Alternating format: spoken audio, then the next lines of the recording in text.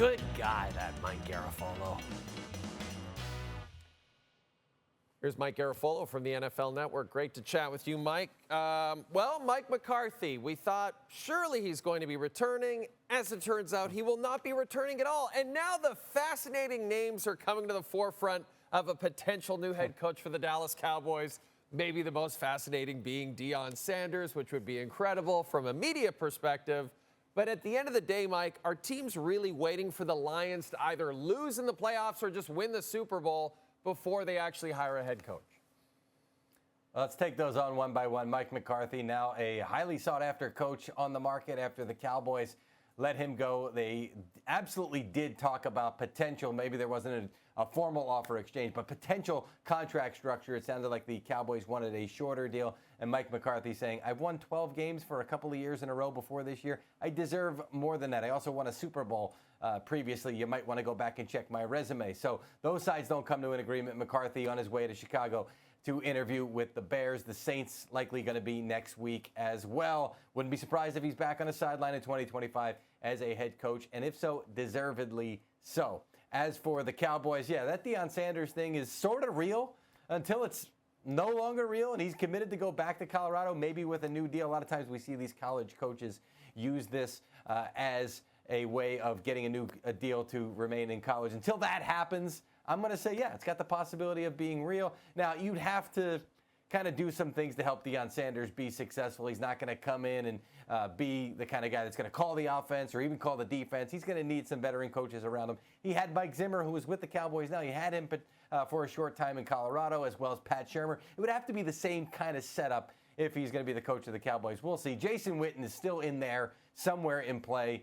We've continued to talk about the fact that Jerry Jones has a high opinion of him, thinks he's going to be a head coach one day. But your last question there about the Lions, teams are going to have to wait for Ben Johnson and Aaron Glenn, who are maybe 1 and 2 as far as sought-after coaches now that Mike Vrabel is in New England, but sought-after coaches in this cycle. So you're talking about middle of February. I mean, pushing Valentine's Day before potentially these things are officially done. The NFL has slowed down the process to sort of even the playing field for coaches who are in the playoffs right now. They also want to encourage minority coaches to not get lost in the shuffle. So they want these processes to take a little bit longer, and they have.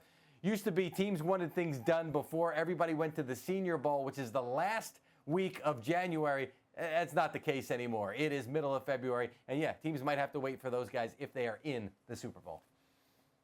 Mike, 2 teams that lost in the wild card round have some serious decisions to make.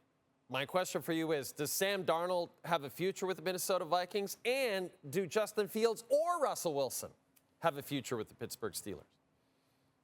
For Sam Darnold, potentially, yes, because, the price has gone down, I'd say, over the last couple of weeks, and people are realizing, you know what, maybe those numbers and the production were kind of elevated because Sam Darnold had great receivers around him for the most part, had a great offensive line. They started to get dinged up as the season went along, but a great offensive line and just a terrific coaching staff. You're seeing Josh McCown, the quarterback's coach.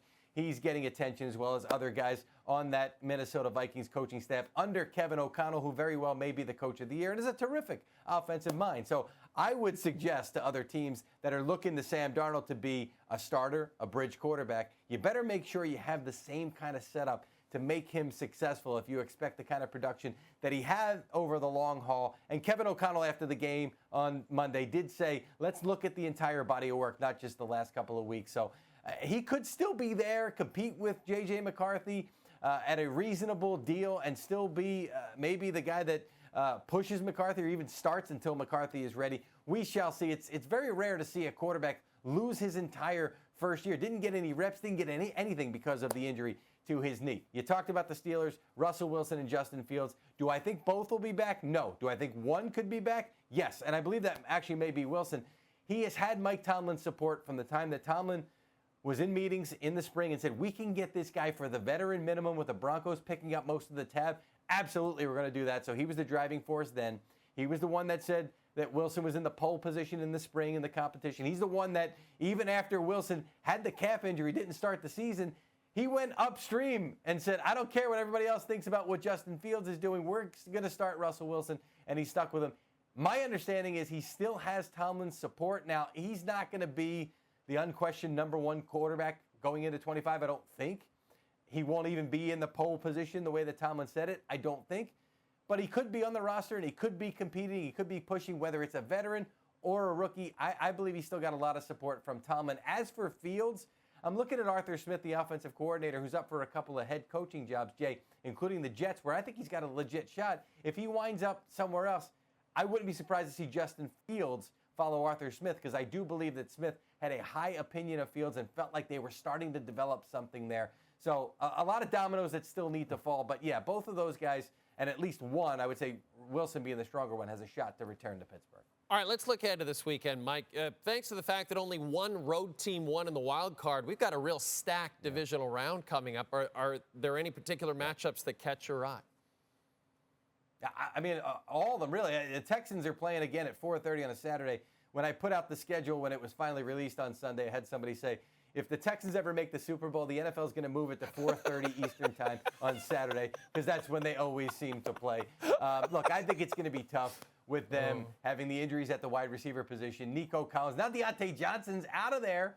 Again, another team gone already for the same reasons, by the way. I understand that he was let go in other places. So I think the Chiefs come away with that one. The game at night, the Commanders, I know everybody's looking at it and say should be an easy win for Detroit. I see the Commanders giving them a tough battle. In the end, I still think the Lions win and host the NFC Championship game.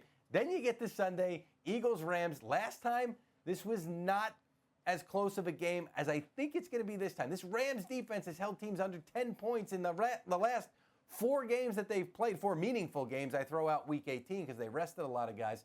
So this is a different defense that Saquon Barkley ran all over, and they had 300-plus yards, rushing yards on the ground in that game. I think the Rams are going to be a tough out for the Eagles in this game. Eagles absolutely have to find a way to run the ball effectively. Then you get to what I think is going to be the best game of the weekend, and I pray that it lives up to expectations between Lamar Jackson and the Ravens, Josh Allen and the Bills. I would love for this to be a shootout. I would love for it to be like the Buffalo Kansas City game from a couple of years ago, the 13-second game. I want somebody with the ball in the hands at the end, one of these two quarterbacks with the chance to win the game. Your 1 and 2 MVP candidates. I know the Ravens are ready. I know that we're focusing on the quarterback, but they want to be able to run the ball with Derrick Henry effectively in this game. If they can do that, they certainly have the chance to pull off not even an upset. They're favored at this point, Jay. Okay, Mike, one thing before I let you go. On Sunday, if the Eagles are in the lead and A.J. Brown is looking for something to read, do you think he could reach behind you there and just grab my book? I know you have a copy of my book there. Can you just loan it to... Do I have a copy of your book? Just maybe loan it to A.J. Because, you know, he's probably looking for something fresh to read. Available anywhere fine books are sold. International bestseller. How about we make it an international bestseller, A.J. Brown? Huh? We'll get it all of North America. We got to translate this bad boy into Spanish, get it down to Mexico, Jay. We're going to dominate all of North Carolina. Anchor Boy, True Tales, Verdad, from the world of sportscasting, right here by Jay Onrait. Just Photoshop this in right now and have AJ just reading it on the sideline. I've seen a few Photoshops already. I mean, I saw what happened with the book he was reading last week. Went straight to #1 on Amazon. So, Mike, I love this plan from you. This is brilliant. I mean, 5%?